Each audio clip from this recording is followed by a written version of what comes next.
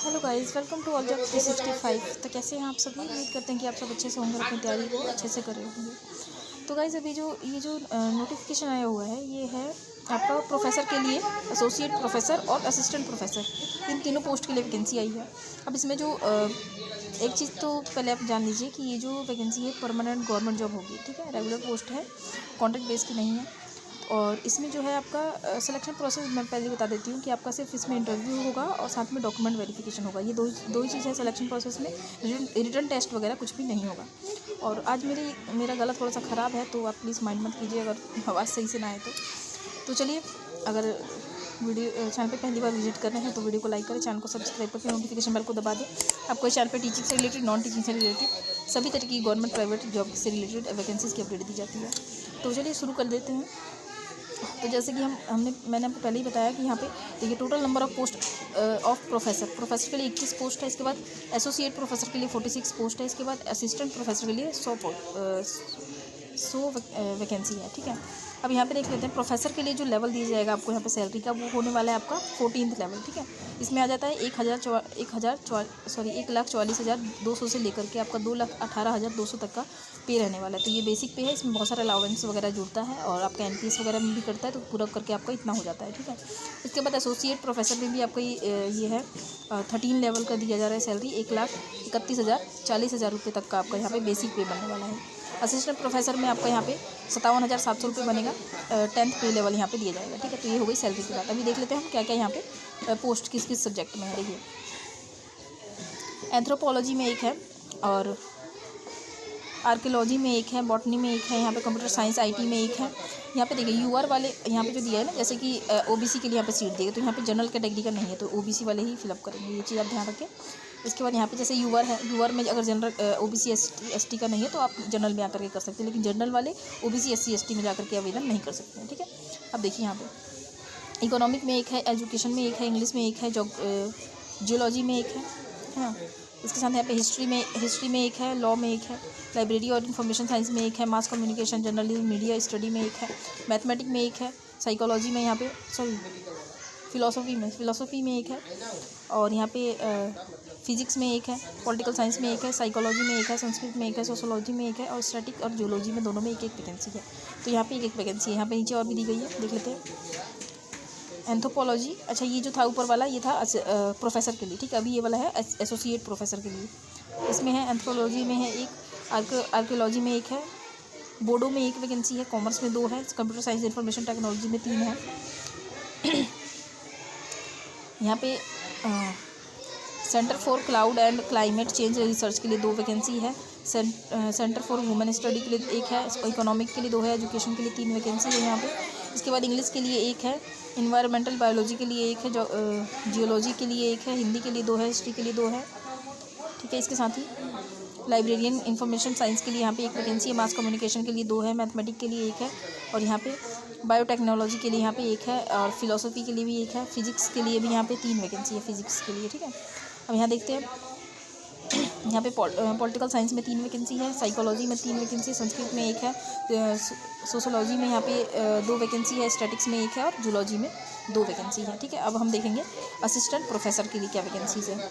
इसमें भी आर्कोलॉजी में यहाँ पे देख सकते हैं 2 है, सॉरी एंथ्रोपोलॉजी में 2 है, आर्कोलॉजी में 3 है, असमीज़ में यहाँ मतलब अलग अलग लैंग्वेज के लिए भी है। असमीज़ में यहाँ पे 2 वैकेंसी है, बोडो भी कोई लैंग्वेज है, इसमें भी एक वैकेंसी है, बॉटनी में 2 है, सेंट्रल ऑफ क्राउड और क्लाइमेट चेंज रिसर्च में 1 वैकेंसी है। इसके बाद यहाँ पे central of language culture art में 2 वैकेंसी है, और इसके साथ ही यहाँ पे 4 वैकेंसी है। इन सभी का मिलाकर के 2 और 4 6 वैकेंसी है पूरा, है ना। आगे बढ़ते हैं, यहाँ पे सेंटर ऑफ फिजिकल एजुकेशन में यहाँ पे 3 वैकेंसी है, सेंटर ऑफ वुमेन स्टडी में 1 है, केमिस्ट्री में 4 है, कॉमर्स में 4 है। इसके बाद यहाँ पे कंप्यूटर साइंस का देख लेते हैं।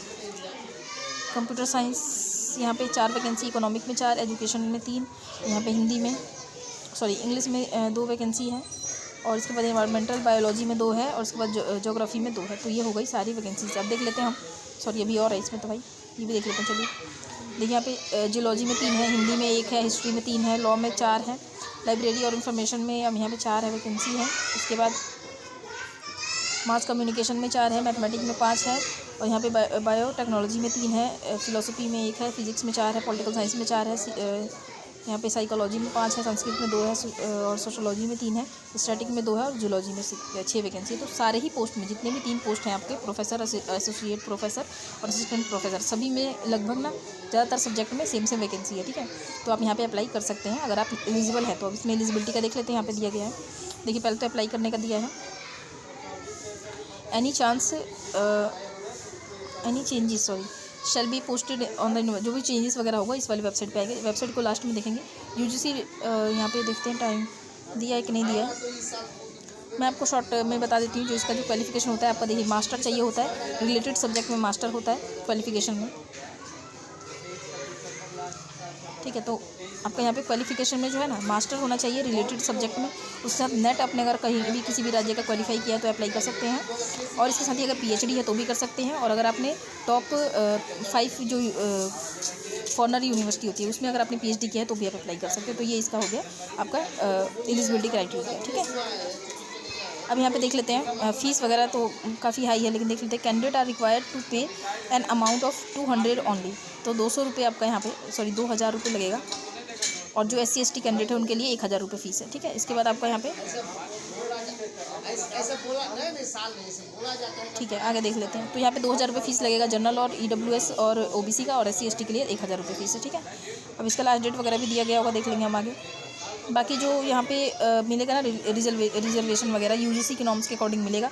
तो आप देख लीजिएगा, गवर्नमेंट ऑफ असम से वैकेंसी आई है, तो असम के ही लोगों को यहाँ पे मिलेगा। बाकी अदर स्टेट से अगर आप अप्लाई कर रहे हैं तो यहाँ पे जो है आपको मतलब OBC SC ST का छूट नहीं मिलेगा, लेकिन अप्लाई आप कर सकते हैं। ठीक है, तो जो जिसमें जनरल में वैकेंसी है उसी में अप्लाई कीजिएगा। देख लेते हैं यहाँ पे वैकेंसी कौन सी यूनिवर्सिटी से। देखिए यहाँ पे कॉटन यूनिवर्सिटी है यहाँ पे असम में, असम इंडिया, ये इसका ईमेल है और ये इसका ऑफिशियल वेबसाइट है। इसको हम लास्ट में देखेंगे। 11 मार्च को फ्रेश नोटिफिकेशन आया हुआ है, 11 मार्च को।